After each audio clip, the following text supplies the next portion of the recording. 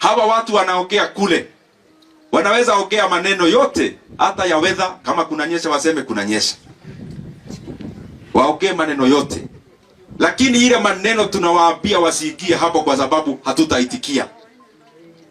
Maneno ya vyeo, maneno ya sijui mkate nusu, maneno ya nusu mkeka, hakuna. We are not going to allow any more blackmail. We heard the other day the former the leader of opposition blackmailing Kenyans that they are going to go back to maandamano and chaos if the ongoing talks do not yield whatever he is looking for. Mimi nataka nimweleze mchana, tunajua wewe hii maneno ya mazungumzo unataka mkate nusu, na hiyo mkate nusu, wacha nikuambie mapema, hakuna.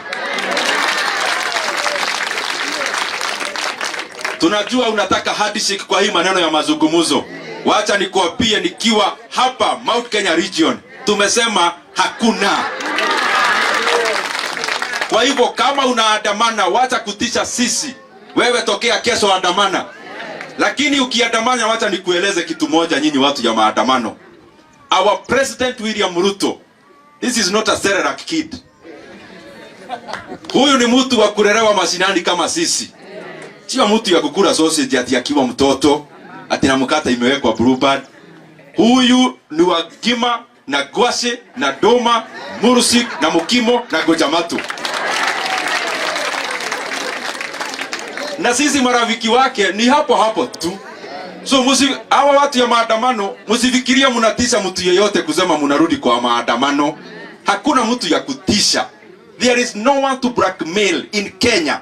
Leave alone our president. Even us at the lower cadres, we have no room to accommodate blackmail. So if you want to go to the demonstrations, you can go. But as you go, wewe ujue, hakuna mtu tena ataharibu mali ya umma. Hakuna mtu ataharibu biashara za watu wa Kenya tena. Kama unaandamana, andamana hapo kwako nyumbani. Fanya tizi, urukaruke, urudi kwa nyumba. Lakini we are not going to allow any more blackmail. There will be no more chaos in Kenya.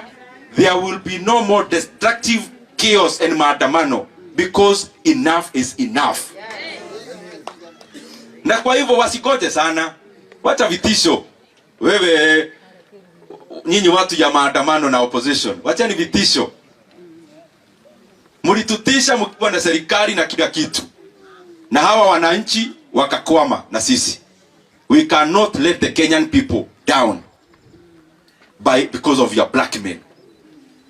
Maneno ya viongozi imekwisha, na sasa ile iko ni ya kufanyia wananchi wa Kenya kazi. Kazi ya barabara, kazi ya masomo, kazi ya maji. Hii ingine yote sahau and forget.